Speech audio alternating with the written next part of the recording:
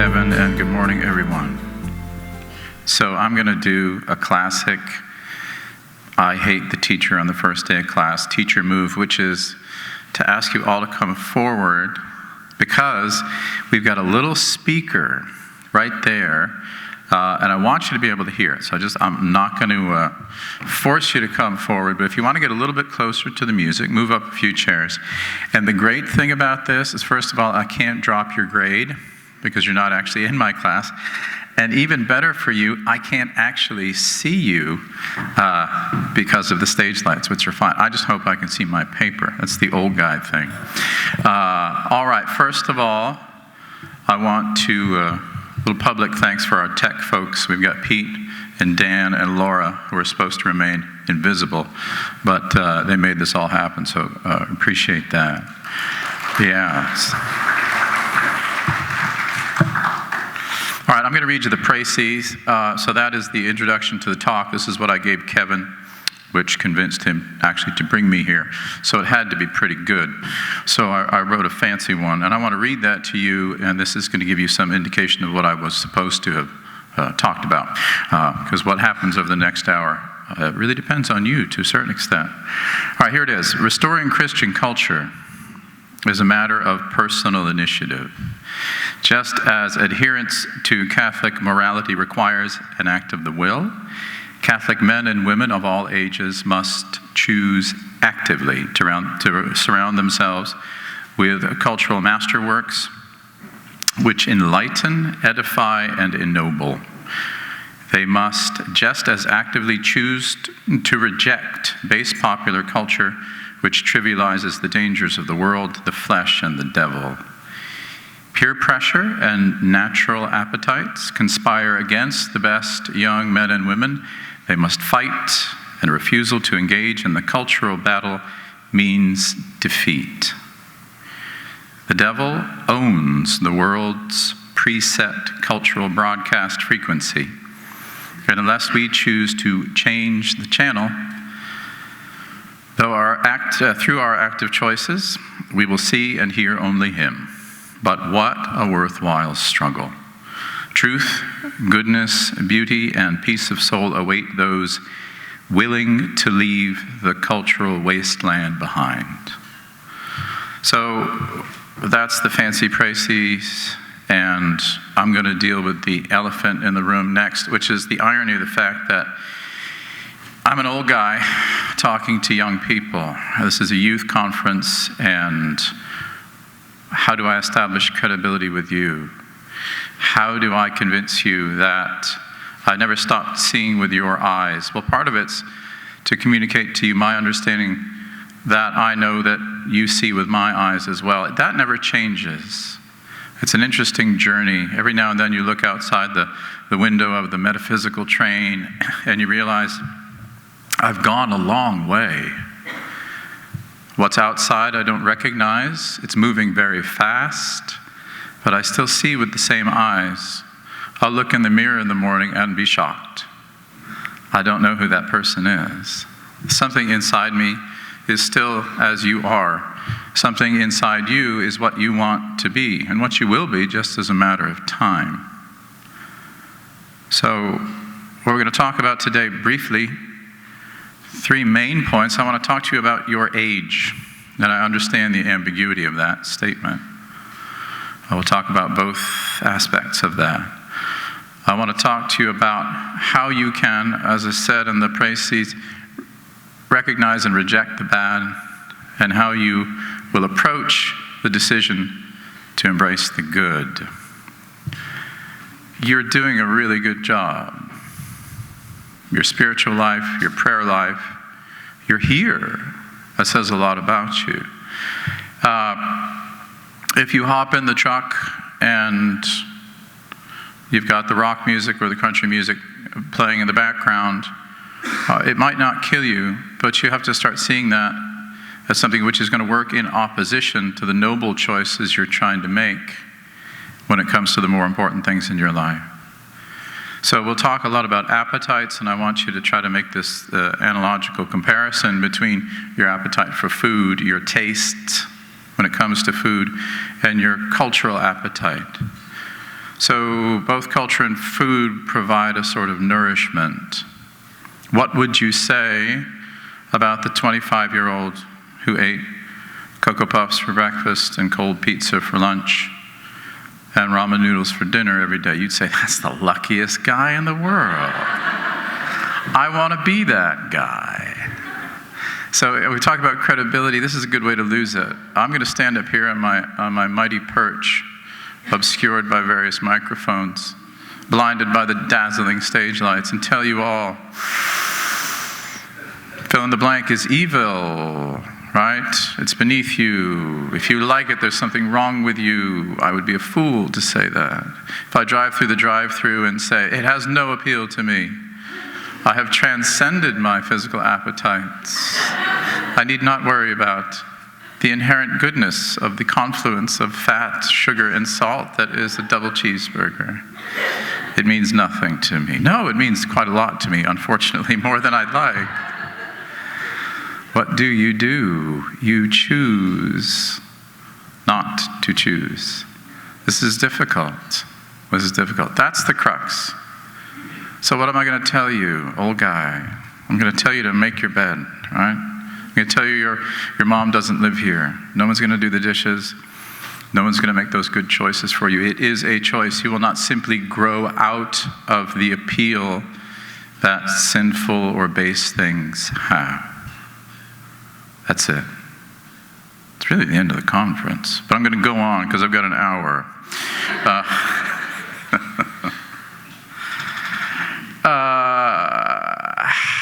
Every teacher, every parent has got a challenge. And that's that balance between trying to be paternal and not being patronizing, right? But here's a secret. As I said, you're not my children, and you're not my students. So I can tell you all their secrets and then run away and let them deal with the consequences. So there is a bit of a barrier, and it's natural, that stands between you and the adults in your life. It's a reasonable thing. And we need hierarchy, and we need order. We've all seen the disastrous results of parents and teachers trying to be buds to their students and children. It doesn't work. And don't raise your hands, but anyone in here of your age have any respect for anyone of my age trying to be your pal? That's kind of uncomfortable, isn't it? It's a little embarrassing. Something's not right about that situation. But we do want a sort of friendship. What sort of friendship are we trying to establish? We're trying to establish an adult relationship, and I will tell you for certain there is an amazing impatience in all of us waiting for all of you to come through that doorway that separates us and engage in that embrace of fraternal charity. Students are often very surprised to realize there was no barrier. There was an opening. There was a threshold that you had to choose to cross. And would that you would choose to cross that sooner rather than later. We await you. You're irresistible. You understand that? God understands that. The devil understands that. You are the battleground. Your age is irresistible. I'd rather you make the best of it and allow the devil to make the worst of it. So, when you were a child, you spoke as a child. You thought as a child. You ate as a child. You listened as a child. But now that you have become something more than a child, will you be willing to embrace those adult things on the buffet line? Will you be willing to make those choices? And it's no more than that. As I say in the Praeses, willing to leave behind the cultural wasteland. And we all understand the present participle, willing. I'm willing to leave that behind. I submit to that. I agree to that. Well, it can be much more active than that, can't it? You are, by an act of you are willing the leaving behind of these things. I would rather you see it more actively than passively. So, why does the devil find you so attractive? Well, objectively you are. In a way, you are at an age of perfection. Physically, certainly. Intellectually, the potential is there. You are in full exercise of your full powers. You lack a little bit of discretion, and you lack a bit of experience. Your age was once described to me as a magnificent car without a blemish on it, a really big engine, and small brakes, okay? So I'm not sure how you grow bigger brakes, but I guess that's what we're trying to do. The devil's fascinated by you. How do we know that? The devil wants the world where you are. He understands the potential of this combination of vitality, physical strength, intellectual keenness. Did I say energy? And stamina. So what does he try to do? He tries to get everybody in this age and pervert this age. You ever think about that? Does the devil try to pervert little kids as little kids? What does he try to do to 7, 8, 9, 10-year-old girls? The devil wants them to look like you. So from the beginning, we have a convergence on this age of yours, this dangerous, wonderful, irresistible age. And for the young, the devil tries to hyper-sophisticate, to draw them up before they should be there. Wear those clothes. Listen to those songs. Play around with the toy makeup.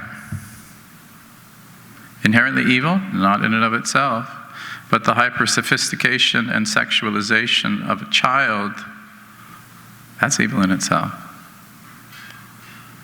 And what of the older people? What about people like me? We fear that life is slipping away. You can't see and you can't hear, and you hear yourself making curmudgeonly statements. I want to be young again. Where is the fountain of youth? I don't know. Some people seem to think it's in a pair of skinny jeans. I hadn't bought a pair of jeans for a long time. And I was due, and so I grabbed some off what looked like an innocent table, and the price was right, and I tried them on at home, and it was the most ridiculous thing I'd ever seen in my life. Where's the rest of my pant leg? I can't do that, nor should I try. But there's that part of you in the back of your head that says, you know what, I could pull this off. By golly, I can be young again. Don't try, old guy. It doesn't work. Nobody believes it. You're embarrassed for me. It's awkward.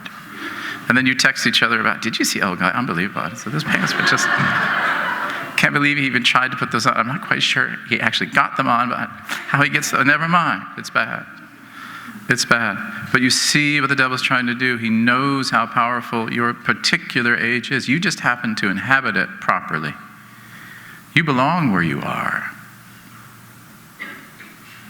See the power, but also see the nobility. You're all giving me the, yeah. What are you going to turn on when you get back in the car? That's the challenge. I don't have to tell you it's bad. You know it's bad. I don't have to tell you that junk food's not good for you. I mean, you get that lecture when you're, 7. Maybe they don't give the lecture anymore. Maybe junk food isn't good for you. Or it is. Maybe McDonald's has done a great job convincing people of the nutrition. I guess if you post the nutritional value, it indicates that there's some nutrition in it. I don't know. I don't have to tell you that you shouldn't eat junk food all the time. Why is it okay to listen to it? But I don't. We'll talk about it. It's hard. You can do it. Some of you are doing it. But you can't create a vacuum. All right, you can't just sort of, you don't have CDs anymore. I would, 20 years ago, I would say records, but you don't know what those are. Are records retro enough to be back in now? I don't know. I'm out of it. Okay.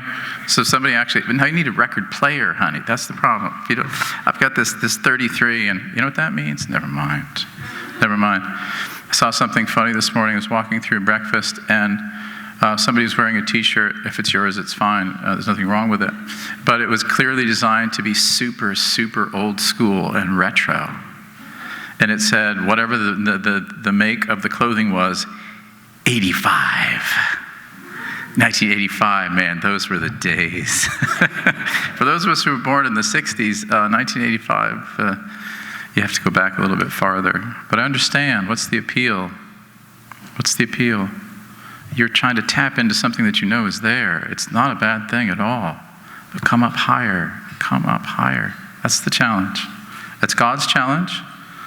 That's our challenge for you. You have no idea what we would do for you. I say this to my students all the time, and it really kind of creeps them out, but it's absolutely true. I would sacrifice anything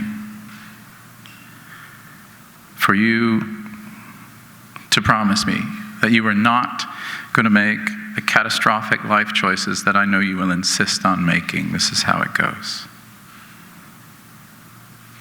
Devastation will find you, and part of it is because you will have allowed it to happen based on bad choices. I can tell you what they're going to be. You're not going to listen. Is that just part of the deal?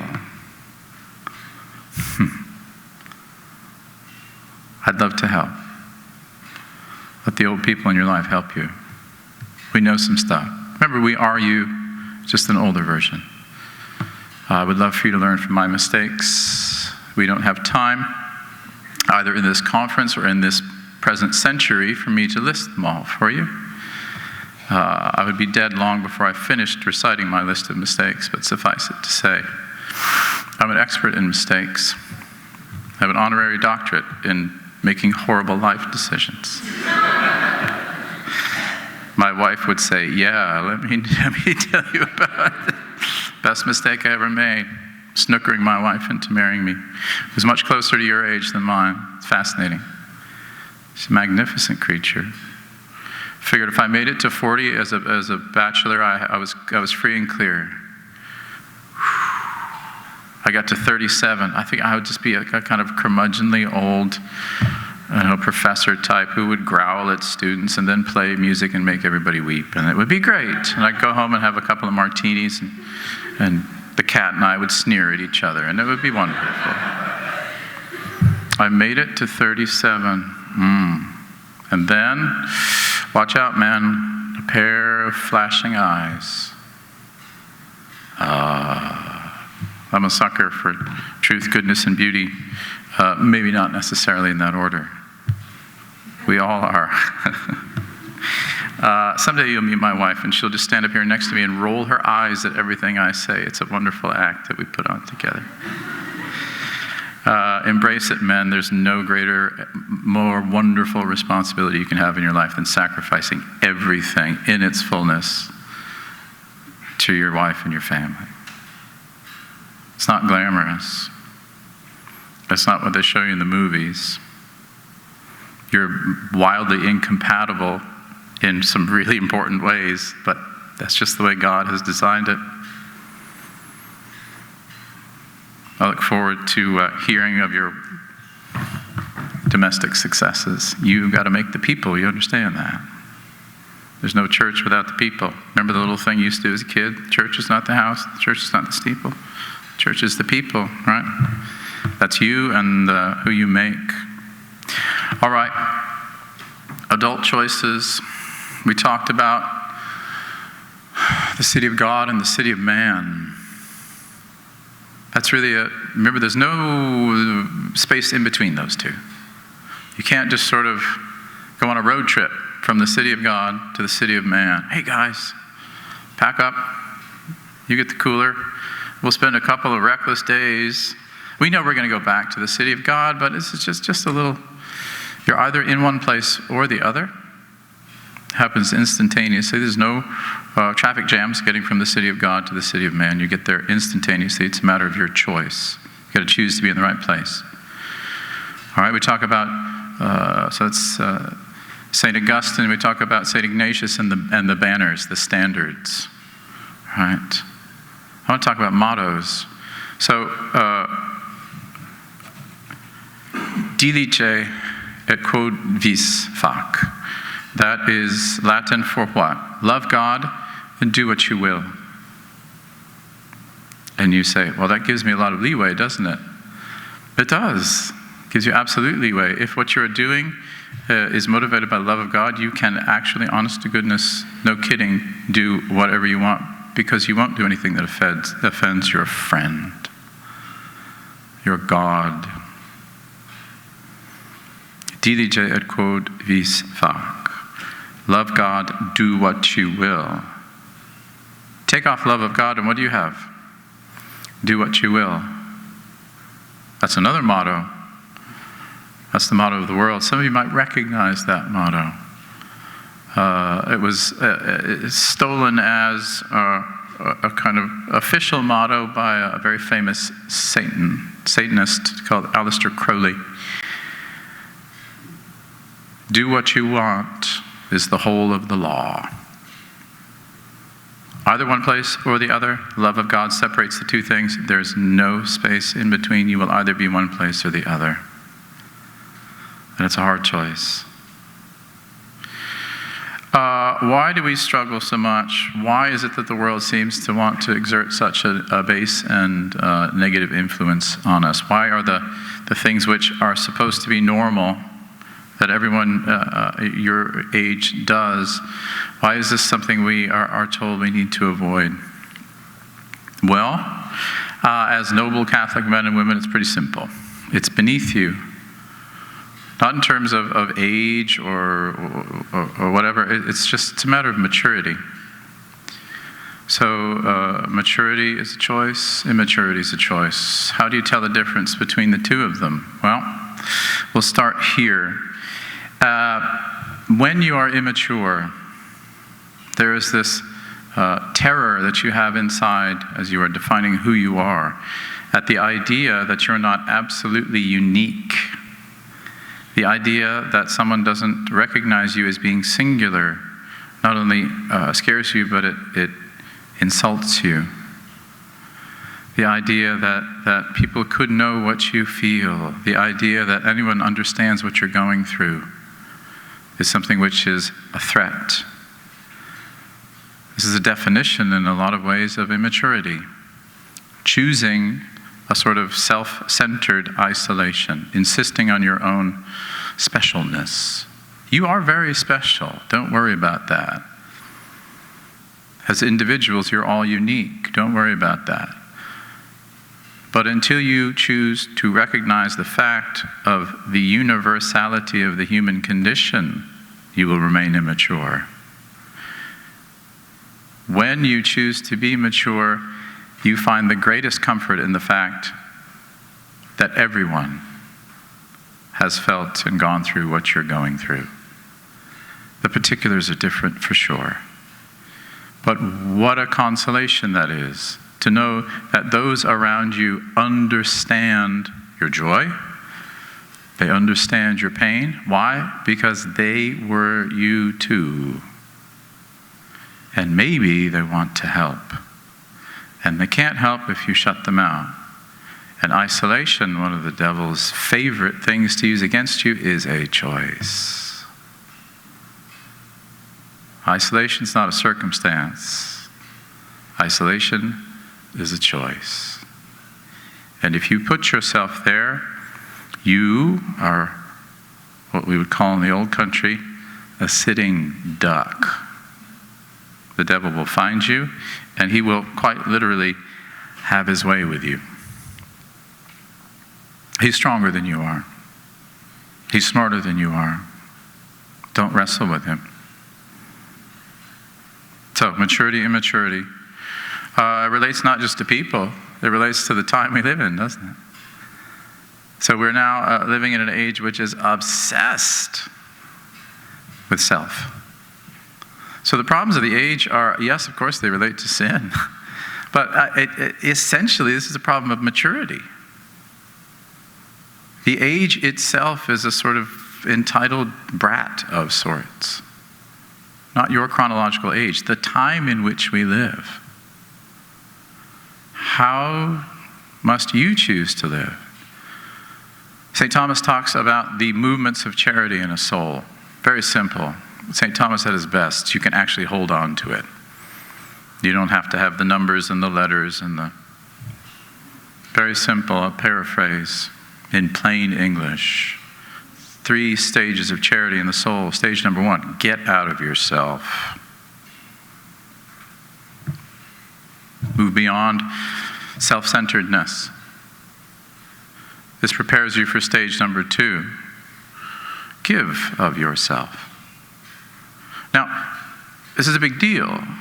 You're defining yourself. Most of you are beyond the age of technical adolescence, but it still leaves its marks. You understand what the word means?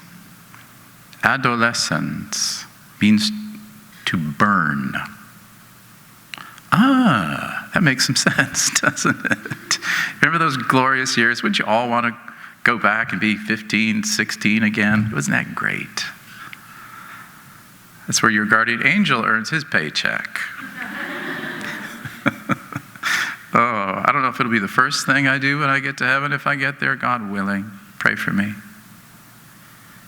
But I don't care if my guardian angel's not a hugger. He's going to get a hug. And a thank you, and an I'm really, really sorry. And he'll say, seen worse. We can talk about it all you want now. Isn't that something? How we survive, due only to God's grace. All right. Oof. So, a little poetry. This is Yeats. William Butler Yeats. Died in 1939. It sounds like a long time ago. The poem is called The Second Coming. 1919. Turning and turning in the widening gyre, the falcon cannot hear the falconer. Things fall apart. The center cannot hold. Mere anarchy is loosed upon the world. The blood-dimmed tide is loosed, and everywhere the ceremony of innocence is drowned. The best lack all conviction, while the worst are full of passionate intensity. 1919. Obviously, there's historical context. This is not an age of great hope. The devil had set the world up for ultimate despair, destruction of personal identity, destruction of social identity, destruction of national identity. The horrors of the First World War. God has abandoned us, says this age, the modernist age. If you haven't already, read what I will state publicly and boldly as the single most important document written in the 20th century. That's Pascendi Gregis Dominici of St. Pius X. The encyclical against modernism. Pascendi, Pascendi. That's all you need. You can find it. Amazing. This is the age of despair. And you're the grandchildren of the age of despair. So how do you get out of yourself? Second stage, how do you give of yourself? In an age like this, final stage, how do you sacrifice of yourself? It's a great challenge. It's a great challenge.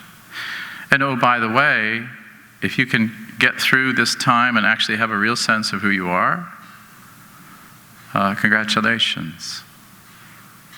Please tell me that you don't define yourself more online than off. I can't know what the percentages are, but some unthinkably large number of people are as much their Facebook profile as they are real people. I don't have Facebook, which you may laugh if you'd like. I just never got. I missed that train on purpose because I thought it probably wasn't going to be good for me. I'm very glad I did. I've survived without it. I have no online presence. I do email. I do internet research. When I completed my doctoral dissertation, I say to my students now, I'm kind of joking, I hope they get it. I did my entire dissertation with 0 Google internet searches, which is absolutely true. And do you know why? because it didn't exist when I did that. Yeah, that's how new it is. That's how fast it's going. But it's really, really, really dangerous. A lot of the people that you're dealing with out there, how do you know, oh God, you don't do it? I understand. I understand human nature. You're dealing with an avatar. You're dealing with someone's sense of who you think they should be under cover of assumed anonymity and immunity. The fact of the matter is your online presence is instantaneous, it is global, and it's permanent. You know tech better than I, but I know this, and you'd better know it too. It's not going anywhere ever. It doesn't go away. You can't erase it. Oh, but I can. Oh, but you can't. If you're that guy who could make Facebook profiles disappear, you wouldn't be working here. You'd be working for the NSA. Global, instantaneous, permanent, based on a sense that no morality exists and my true identity I can hide and present another. And how is that going to tend? Toward the charitable, toward the generous, toward the sacrificial? It's terrible stuff. Good luck. Good luck. So, regarding Yeats's poem, how do you do it? How do you insist on hearing the falconer? You don't get swept up in the widening gyre. You stay close to the truth. How do you hold your center and resist the anarchy, the mere anarchy that is loosed upon the world? Well, you have a center to hold on to, don't you? You have your faith, you have your charity, you have your love of neighbor and yourself. Interesting gospel this morning. What is the law? How do you read? Love the Lord your God with all your heart, mind, soul, strength. And your neighbor is yourself. How are you doing with that? This is a difficult time of life, isn't it? If it makes you feel any better, it never changes. Love my neighbor as myself. No problem. For some of you, you got to fight with your prideful instincts to believe that no neighbor is really worthy of your love because no neighbor will ever be as good as you are. Work on that. For others of you, would you treat a friend the way you treat yourself? That's part of the law too. Can't give what you don't have. All right? So work on that. God loves you. That should be enough of a motivation for you to give yourself a pass. And as much as we all love indulging in a little good self-loathing session every now and then, it's essentially a prideful hobby, one that you probably should give up. All right, what's the good news? You don't have to do this alone. You don't have to do this alone. These are the worst of times, right? No, they're the best of times. This is the age God has chosen for you. It was not a mistake. It was not a mistake. Why? Because you're supposed to do something about it. That's pretty amazing. I can't live in your times as you. 0% chance I would succeed or have a chance of succeeding. Why do I know that? Because God didn't put me here now as you. But He did put you here. Embrace that. Thank Him for that. Take up the cross and make it the age you want it to be. You're in the right place. I tell all my students that you're not actually a character from a Jane Austen novel. Okay? You're not Jane Bennett. You might be Lydia Bennett, but I'd work on that. You're in the right place. God will not leave you orphans. And he will not leave you friendless. Let's talk about some of that friendship in the cultural sense. All right, a little visualization exercise. How are we doing on time? We started late, so I'll try not to go late. We'll see. You got to listen to some stuff. All right, very, very quickly, you understand who you are. You're made up of some interesting parts, right? You've got heads, you've got hearts, you've got passions and appetites. And all of these things are fine. Understand that you have a unique combination in all of God's creation of a potentially angelic intellect and a human heart. It's you alone that has that. Oh, wait, there's one other person who has that, God himself. God himself. So if you don't think that our Lord Jesus Christ recognizes your heartbreak or understands what that's like, you haven't been paying very much attention. And talk to your angels all the time, but they don't feel a thing. You have to understand that. They're really smart. They just don't feel anything. Only God understands that. He wants to understand. As Father LaRue is fond of saying, he wants very little from you. He wants your misery. God wants your misery. Give him your misery. Let him work. Let him work. Heads and hearts, you understand that. But you have these appetites. How do you keep these things in line? How do you keep these things in the proper order? Well, we read, we know our faith. But here we're talking about the possibility that your cultural companionship can have a really positive effect. And I want you to start thinking about the choices you make in terms of the books that you read and the music that you listen to. It's choosing companions. It can't just be background noise. You would just pick up a book and sort of turn the pages physically and not actually read any of that would be silly. Maybe you've done that. Maybe there was a reason to do that. All right, trying to eavesdrop on a conversation. I'm going to pretend I'm reading a book. Background noise is the same. Why would you do that? Or the food, just sort of, I'm going to eat in profile. The fork's going to go into the shadow of my mouth, but I'm not actually going to eat anything. This would be silly. All right? And yet we think that it's okay to have... Don't point that thing at me. Did you get it? She got it. All right, thanks. Way to go, Lord. These are the invisible people that make it happen. I love it. So, our nature is fallen. We find things that are not necessarily good for us appealing, because fallen nature is suggestible, and nature is full of suggestions. So the hierarchy is crucial. You've got to make the right choices intellectually. You've got to choose knowingly. All right. So I want you to picture the visualization exercise, a big chart, Cartesian graph, right? Line going up, line going across, x-axis and y-axis, okay? As we go that direction, the line says good over there, it says bad over here. As the line goes up and down, it says high on the top and low on the bottom. And we're going to relate this chart to cultural choices and what's in those quadrants. Okay?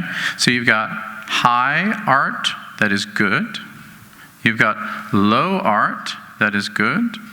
You've got low art that is bad. And you have high art that is bad. Where do you want to be? We know we want to be up in that upper, as you're looking at it, right-hand quadrant. How do you convince yourself that's where you want to be? First of all, you got to reject the bad. What's the bad? Well, remember our sort of orderedness.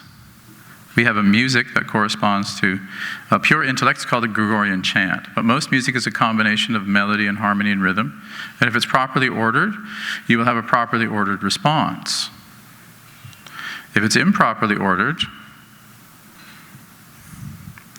you might have a negative response. We got to turn our speaker on again. Laura, help. It turns itself off. That one's on.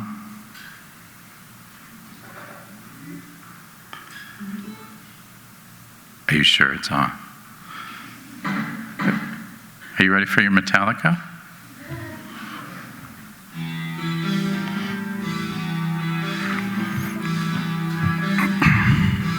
Seconds. You can handle it. What'd you do on Sunday morning of the conference? Well, we listened to a little Metallica. All right, enough of that. Thank goodness you say, right? Do we have any question where that is on that chart? Do you know it's bad for you? Do you know that's not the same thing as saying, it's yucky, I spit it out? For some of you say, it's yummy, I want more. It's choice. You've got to choose not to do that. What's that song about? Guys, for those of you who find the harder stuff appealing, here's a little exercise. Find the lyrics, print them out, and read them to your mom. That's my challenge. If you can do that, I probably am okay with the song. Because you understand, it's not really about music. See, you try to paint me into corners. I know how you are, you wicked children.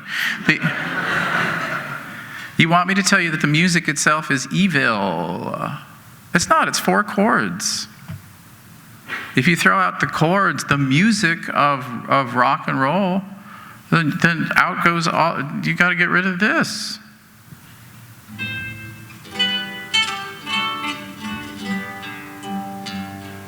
What did I have? Sing along. You all know it. Old woman. Sure. What did I have? Stop singing, you pagans. It's the same music of rock and roll. It's not a musical argument, is it? It's about atmosphere. It's about attitude. It's about nobility. Metallica is singing about, be honest to goodness, the diabolical monsters under the beds of children. This guy is singing about some nice cultural, familial stuff. Here's the trick. They're on the same plane. One is good, the other is bad. Neither is enough.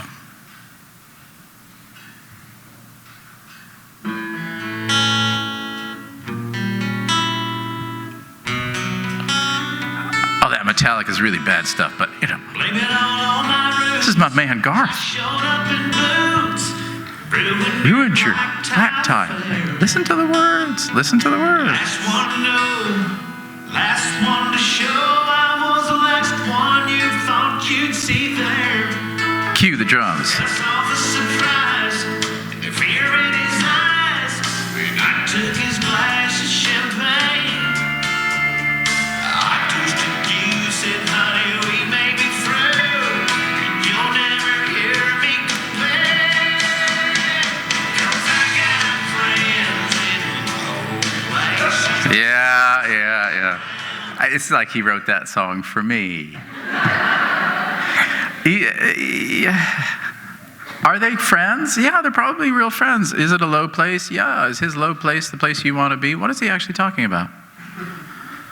All right? That's a ridiculous scenario. I actually read through this text. I did a pretty thorough poetic analysis and thematic. It didn't take very long, right? He wants you to be vulgar rather than noble.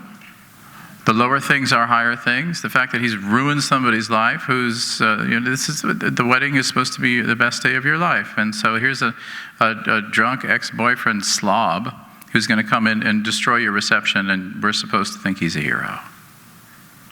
That's not what that song's about. It's exactly what that song is about. You're supposed to think that he's the better man, and she made a mistake by this highfalutin champagne stuff. because it's real to be in a loud place. No, it's just low, and it's dangerous down there. Interesting. That's a little bit closer to the line that separates good from bad. But you still know you don't need too much of that, do you? Ladies, does that appeal to you? In whose pickup truck does that music play? Huh? All right, a few seconds of the ridiculous, absolutely intellectually prideful upper left-hand corner. You say, high music that's bad, what does that sound like? Well, here's what it sounds like.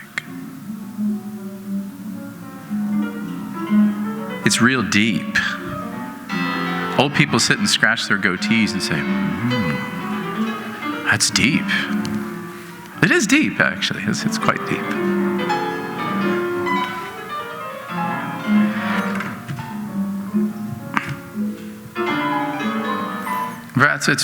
Wow.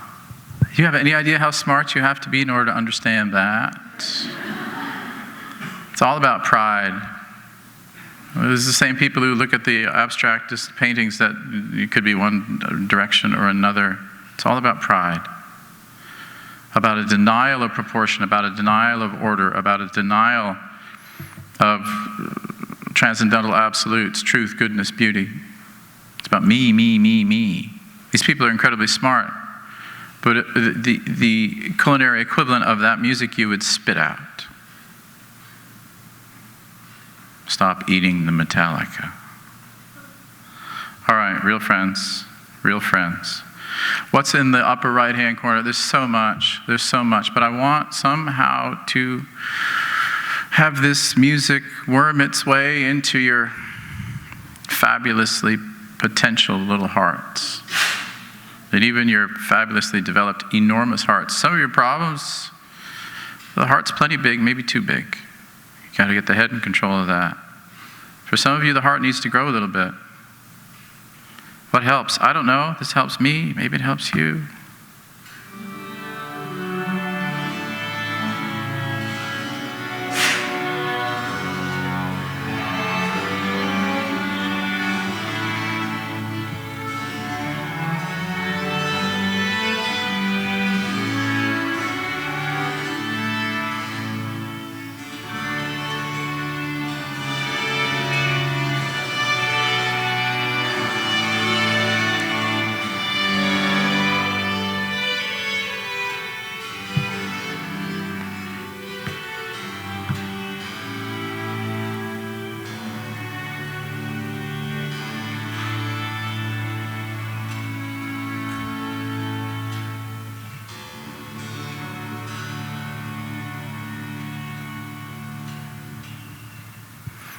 I have the terrible feeling there's somebody out there for whom that does nothing. I can't imagine it. I can't imagine it. If you're that person, it's okay. There's nothing wrong with you. I don't understand what you don't hear. But then again, I can't teach you to hear what I do. I had no experience with great music. I was going to be a banker. And then music got me. I heard the song Immer leise wird mein Schlummer by Johannes Brahms. And I was then a music guy. Because I had to do to other people what that person was doing to me at that moment. Worst financial decision, maybe in the history of financial decisions. So I was going to be an investment banker. I ended up being a singer and a teacher. That song probably cost me $30 million. I would have been in investment banking for 30 years now. That's probably a lowball figure. Anyway. So why do we have these friends? Why do we need these good cultural companions? Here's a thing. We're wrapping up. We're getting pretty close here to wrapping up. I got to play some stuff, though. You're not alone. Remember, that's a choice. Isolation, not a circumstance. It's a choice. Why do these cultural companions exist? For you, for today. For the best day of your life? Nope, for the worst. Yes, great artists will share in your joy, but they want to find you in your misery. If you don't think that anyone's gone through what you're going through right now, listen to this. Read that. Here's a little thing I like to call metaphysical altruism. This is friendship that is God style, right? So the person you need to feel better on this worst day of your life is somebody who died 500 years ago. And human beings that you didn't ever know are conjuring this thought of the composer up into real sound, which has physical qualities that enters your body and affects an emotional change. That's pretty cool. The fact that that friend that you needed to meet at that moment, and God knew that, by the way, that you were going to meet that person just at that moment. The fact that they died 500 years ago is nothing to God. Here's a little emotional devastation and the consolation that can come from a good cultural companion. This is a poem. Warm summer sun, shine kindly here. Warm southern wind, blow softly here. Green sod above, lie light, lie light. Good night, dear heart. Good night, good night. That's not Shakespeare. It's not a grand poem, but it's a pretty amazing sentiment. Why was that poem written? So it was a cathartic exercise undertaken by a poet on the death of a child. Mark Twain took those words and inscribed them on the tombstone of his own daughter. That's uncomfortable. The artist does not shy away from these things. Why? Because someone will feel it, and someone will need it.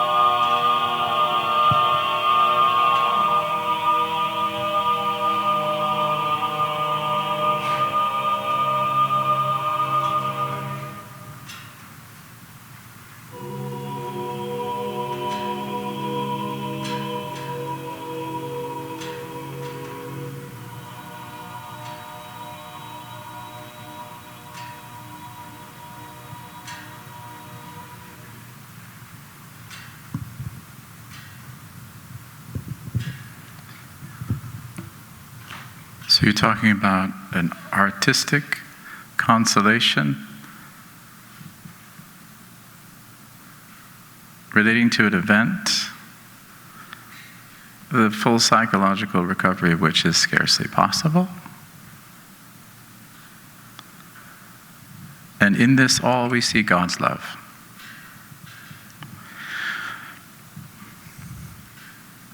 That's grown-up stuff.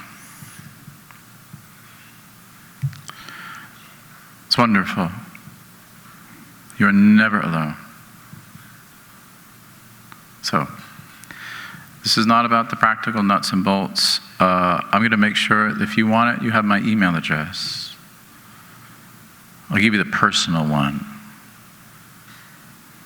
ASChilds@gmail.com.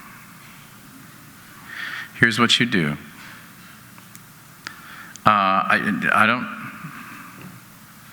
probably don't have time to read all of your complete life stories. Give me a sentence at a time. But in the subject line, you put help. Help. Tell me what you're going through. I will send you the peace that you need to feel better. I'll send you a list. All right, fine. I'll get rid of the junk. Now what? We got to be careful about creating vacuums, don't we? We'll fill it with good things. Obviously, milk before meat. You can't just jump right into to Wagner operas. I don't know. Maybe you're that guy. But there's a way to get into it. Help. Somebody ran over my dog. Okay. I might go back to Garth Brooks in that one, but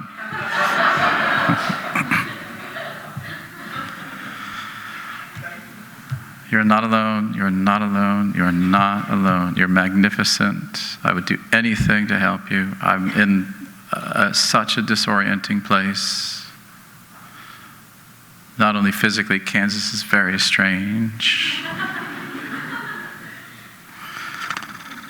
But metaphysically, I said very, very late, one out of time. Converted when I was 27 years old. Most of you are not anywhere near that. You have a whole Catholic life before I converted. Again, the list is long. I'm an old wolf, hired to protect the lambs. Don't come near my lambs. It's hard. But the advantage is, when a young wolf comes, I know exactly what he looks like. Find that guy in you and reject him. That's a manly choice. That is a manly choice. We have the example, of course, of the ultimate man. But we have the ultimate secret weapon, too. We're going to close here. I'm going to play you the last 30 seconds or so of music I want to hear before I die. They knew that if it's not playing, it'll be in there. Obviously, we have the ultimate father. But we have the ultimate mother. Don't forget her. Don't forget her. O Mater Dei, memento mei. O Mother of God, remember me.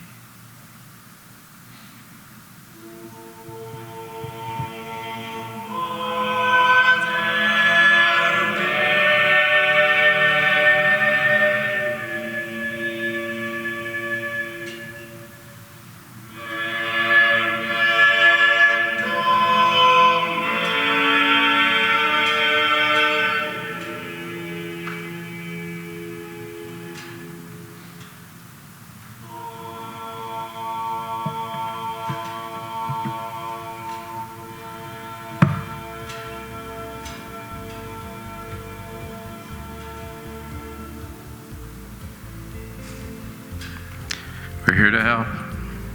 Thanks.